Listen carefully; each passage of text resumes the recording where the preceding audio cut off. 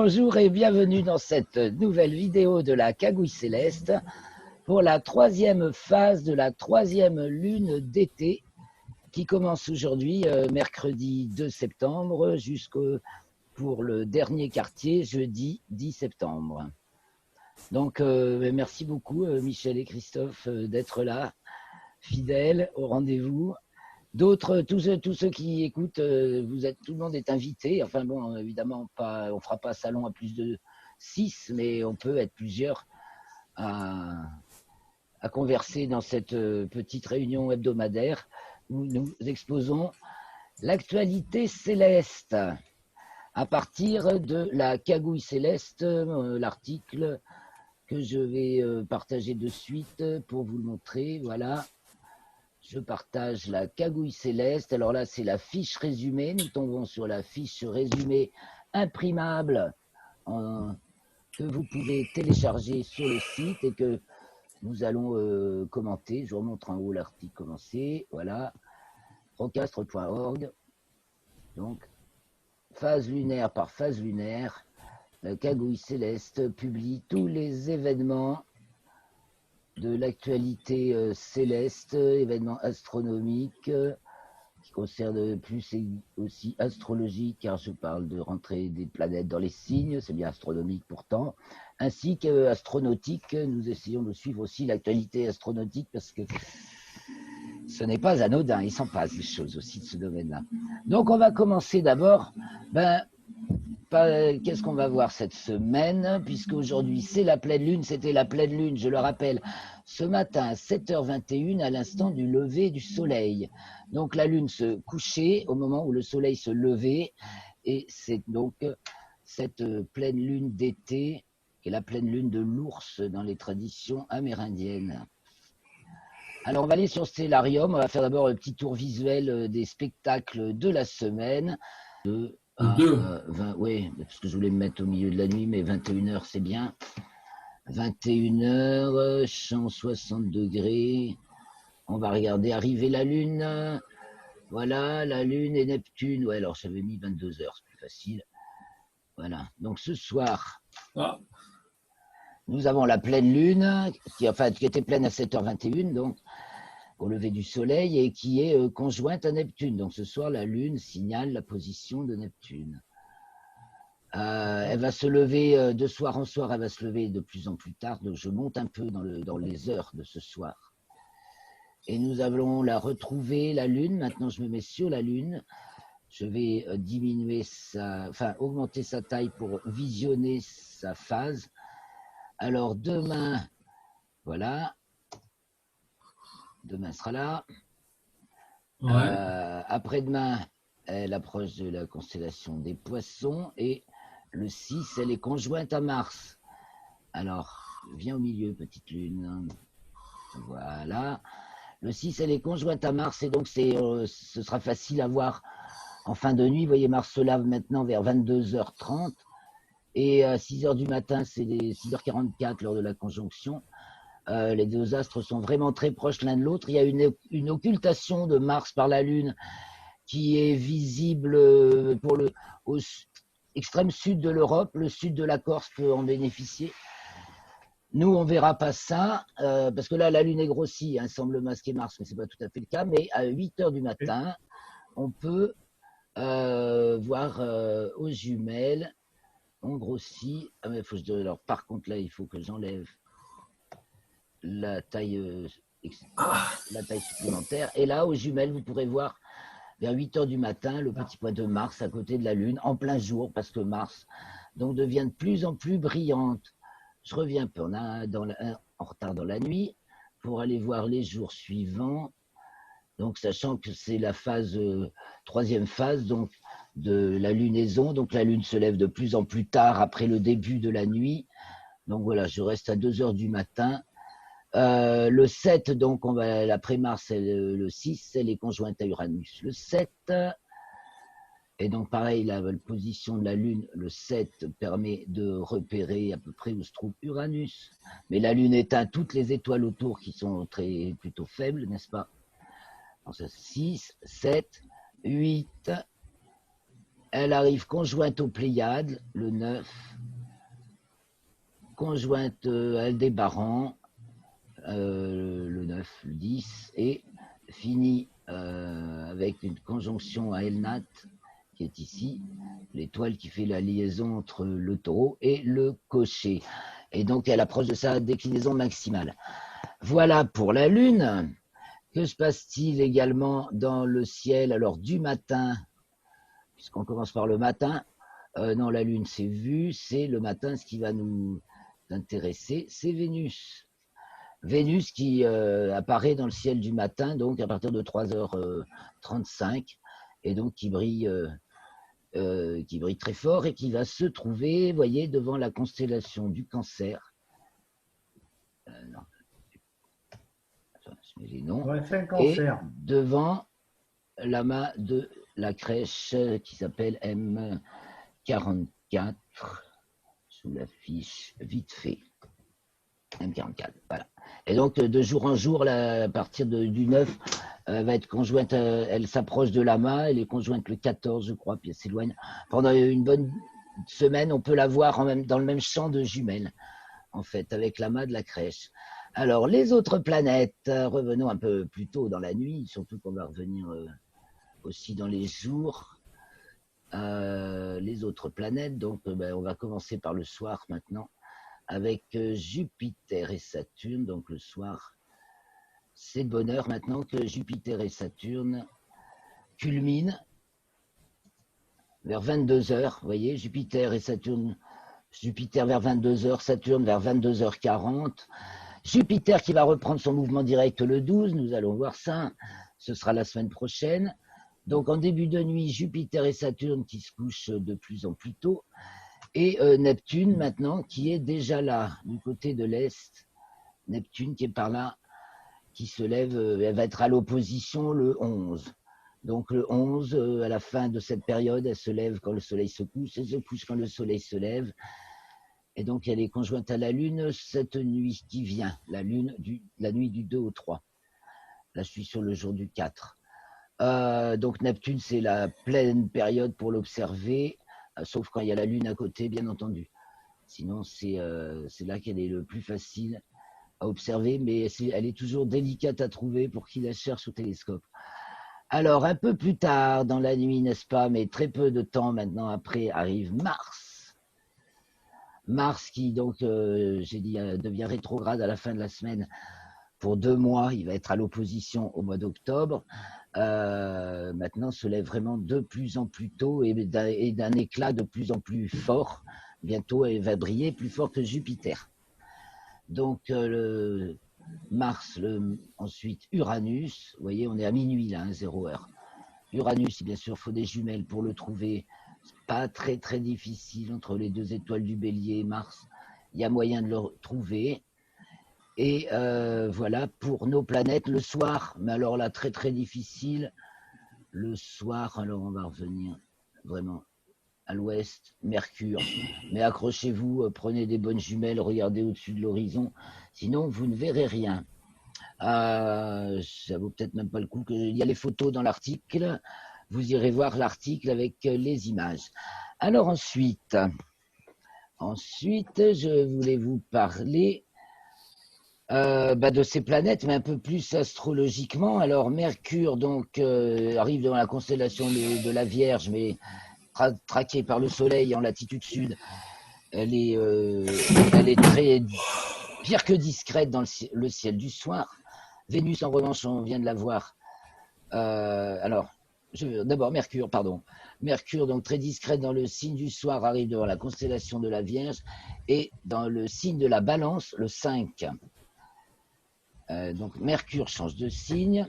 Vénus arrive devant la constellation du Cancer, conjointe à l'amas de la crèche, on vient de le voir, et entre dans le signe du Lion, le 6.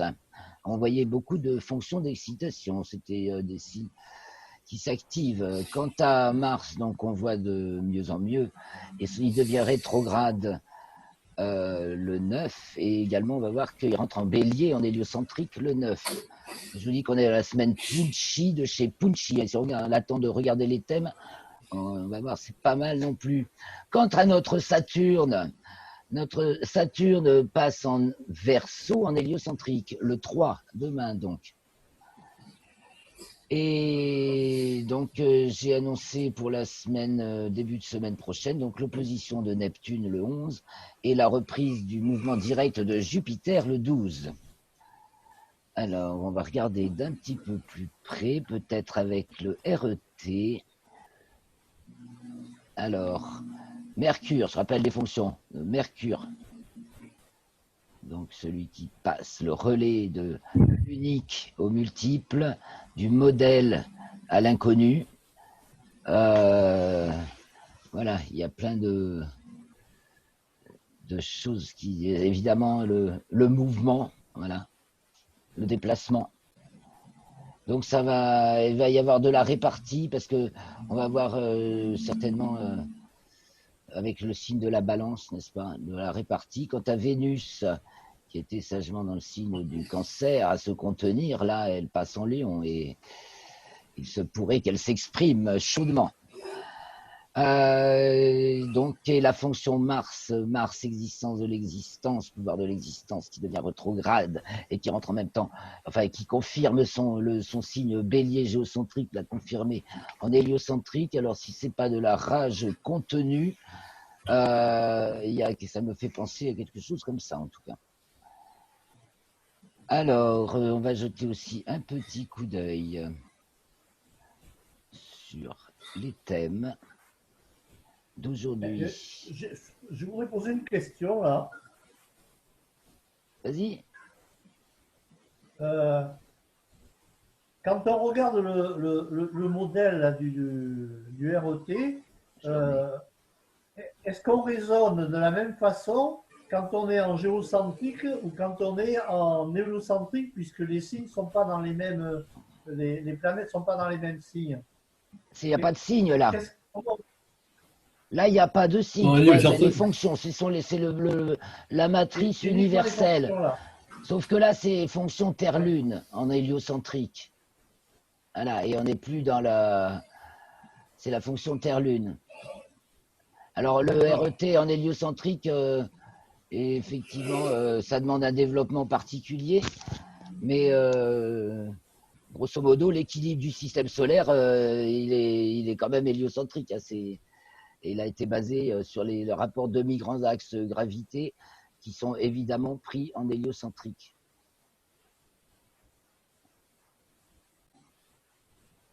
Donc là, c'est juste pour rappeler de quelle fonction il s'agit. Quand je le montre, là, je vous dis Mercure, cette petite fonction Mercure, la fonction relais, représentation à la transcendance. C'est la fonction multiplication, dispersion, mouvement. La fonction Vénus, voilà, existence de la représentation, c'est la fonction incarnation. Une idée, un modèle s'incarne. Une idée, un modèle se diffuse, une idée, un modèle s'incarne. Il y a des figures qui le portent, ça peut être des stars, par exemple. Enfin, exemple. Alors, après, on peut parler des signes.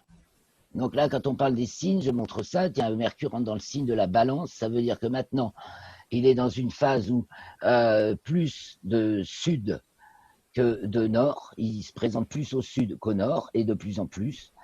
Et donc, c'est le signe de la répartie.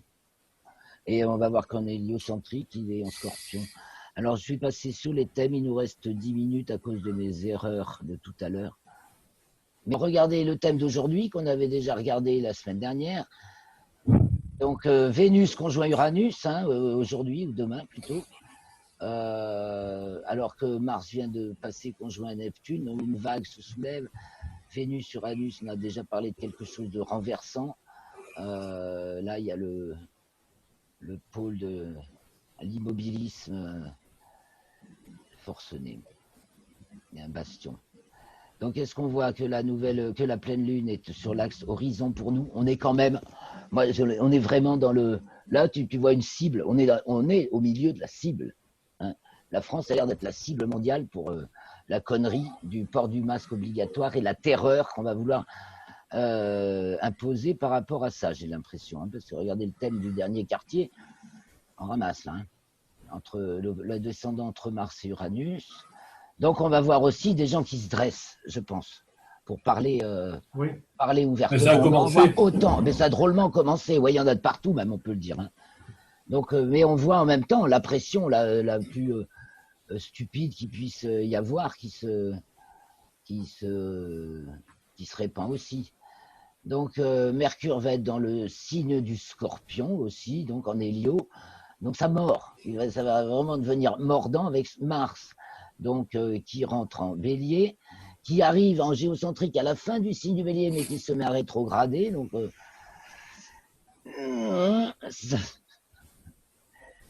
ça va y avoir du. Est-ce que c'est du resserrement de vis ou est-ce que c'est bon? Il y a tout qui pète. Vénus Lion en 9, ça fait tout péter. Ça, par contre, la colère pète là. Les paroles, ils vont bon train, aidés par les paroles qui vont bon train, parce que là, on sent une pression pour cause de sécurité sanitaire, hein, le signe de la Vierge, Soleil en Vierge dans la maison des amis, parce qu'on ne va pas nous inventer. Et se nourrir de maladies, ouais. Et alors quelque chose de fracassant encore. Bon, mais il y a de l'irruption, il y a du changement, il y a de la surprise. Hein. On avait dit, cette dernière semaine va être,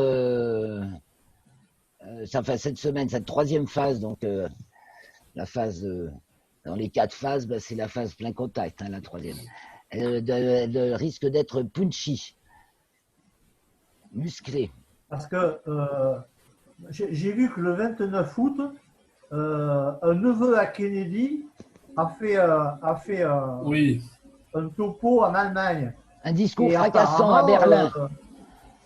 Oui, à Berlin, exactement.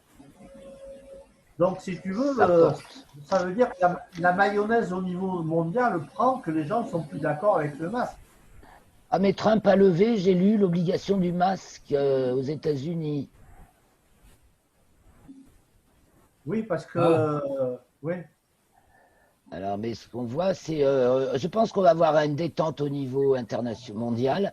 Mais la France, c'est dans le collimateur, hein, comme on l'a dit tout à l'heure. Là, on est vraiment la cible.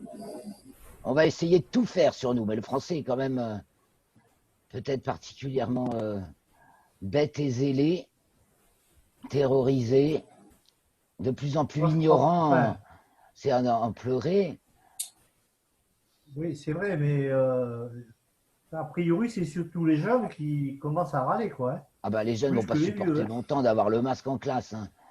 Ça va être vite Mais insupportable. Puis s'ils c'est un les tel portent pas. risque, Mais c'est un tel non, risque mais ils le sanitaire portent. en fait ces masques. Parce que il faudra en changer toutes les 10 minutes. Sinon ça devient un immense problème de déchets.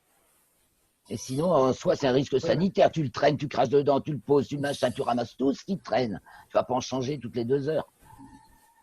C'est un truc de Non, taré. mais il y a des gens qui ne le portent pas dans Paris, mais clair. Ah, merci Ah Christophe. ben, chez nous, c'est obligatoire hein, à Périgueux. Hein. Il faut Oui, voir oui, mais le nombre de flics qui passent des contraventions hein, ouais, mais est-ce qu'elles sont légales? depuis hier. Hein. D'après ce que j'ai vu là, sur les réseaux sociaux. Faut voir en vrai parce que après, faut voir en vrai aussi. Hein. Bon. Mais Ouais. voilà. Bon, qu'est-ce qu'on peut dire encore? Alors, on voit quand même que c'est dans un certain flou artistique hein, entre l'opposition, parce qu'on a une opposition Mercure-Neptune aussi. Ouais, et puis, il y a eu aussi une forme, à mon avis, il y a une forme d'explosion qui se prépare aussi. Ah ben ça, C'est le l'explosion. clivage politique. Ben bien sûr, Oui, ah non, ben, mais ça va là de pair. Estrosi a proposé une alliance entre LR et Macron. Oui. Et là, moi, je crois que c'est le. Bon, d'abord, apparemment, c'est pas accepté, mais ça va, à mon avis, entraîner une redistribution des cartes. Parce qu'LR va devoir choisir son camp. Oui. Ben, il y a des gens qui. Les républicains, apparemment, ils n'en veulent pas d'Estrosi. Hein. Ils ne Ah, veulent mais pas qu'Estrosi rallie Macron. c'est ça. Donc, ça risque d'exploser un peu plus, là. Oui.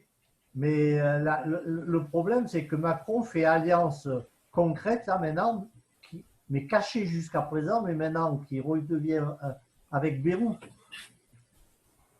Oui, oui, mais ça a toujours été. Ça a toujours été. Oui, d'accord, mais il y a une différence entre travailler dans l'ombre et ensuite drainer, et ils se préparent tous pour les élections de 2022, là. Ouais, oui, oui. Bon. Et la grande question, c'est comment ça va se passer avec les Le Pen. À mon avis, on est en train de planter les grandes orientations à venir. Hein. Oui, mais je crois qu'il y a autant Saturne entrant en Verseau en héliocentrique, tu n'as pas tort, Michel. Là, ça va être, il va y avoir des grandes orientations nouvelles et des nouvelles infrastructures qui vont se créer avec Saturne Verseau. C'est le sens. Il y a qu'à remémorer la dernière fois Saturne Verseau, les années 90, toute cette nouvelle infrastructure mondiale qui s'est bâtie à ce moment-là. Et la fois d'avant, dans les années 60, en 60 à peu près, 61, pareil. Donc il va se passer, d'accord, ok. Des étapes de structuration mondiale. C'est sûr qu'il y a des choses qui changent, c'est sûr. Donc Saturne va rester en Capricorne en géocentrique jusqu'à la fin de l'automne. Oui. Et nous a donné un petit avant-goût au printemps de ce qu'elle pouvait être en Verseau géocentrique, mais comme elle était encore en Capricorne héliocentrique, donc, et que nous avons fait l'été en Capricorne en héliocentrique et en géocentrique, Saturne, et donc maintenant elle rentre en héliocentrique. Vous voyez, le 10, ça y est, elle est à 12 minutes Verseau. Donc, on ouvre, c'est sûr, ça ouvre une nouvelle ère d'organisation. Donc, ouais, moins d'une minute. Merci Christophe de ce signalement parce que ça permet de terminer de manière cohérente et sympathique. Ciao Michel, okay. Merci beaucoup. Bon, je vous embrasse. Je vous tiens au courant de mes pérégrinations, de mes réflexions. À bientôt. Il y a intérêt. Merci Michel. Et donc, la semaine prochaine, ce sera jeudi 10 septembre pour le dernier quartier, donc qui se produira à 9h25. Mais notre rendez-vous sera toujours à 16h. Et je vous souhaite une très bonne semaine, punchy, hein,